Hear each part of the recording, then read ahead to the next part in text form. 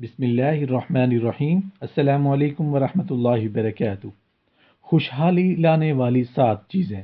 Number 1, Quran पाक की तिलावत करने से घर में खुशहाली आती है, कारोबार में खुशहाली आती है, इंसान की ज़िंदगी में खुशहाली आती है। नंबर 2, नमाज की पाबंदी करने से घरों में, कारोबार में, इंसान की ज़िंदगी में खुशहाली आती है।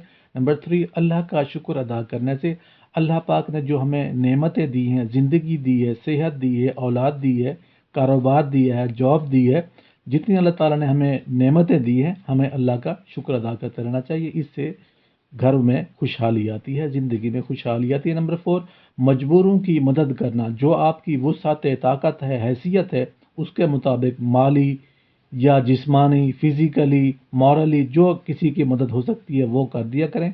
इससे भी घरों में खुशहाली आती है, खुशी आती है। नंबर 5, गुनाहों से तौबा करते रहने से। इंसान है, गुनाहगार हैं, गुनाह के पुतले हैं, कमज़ोर हैं। अल्लाह बहुत गफ़ूर रहीम है। हमें हर वक्त अपने गुनाहों से तौबा और माफ़ी मांगते रहना चाहिए। इससे भी अल्लाह पाक खुश होते हैं और हमारी ज़िंदगी में खुशहाली आती है। नंबर 6, अजीज़ व अकरबा से अच्छा सलूक करना। हमारे दोस्त अहबाब हैं, हमसाए हैं, रिलेटिव हैं, उनके साथ अच्छा सलूक करते रहने से भी इंसान की ज़िंदगी में खुशहाली आती है। नंबर 7, सुबह के वक्त सूरह यासीन और शाम के वक्त सूरह वाक़िया की तिलावत करते रहने से भी इंसान की ज़िंदगी में खुशहाली आती है। अल्लाह पाक हमारी ज़िंदगी की खुशहाली से भर दे। आमीन या रब्बल आलमीन।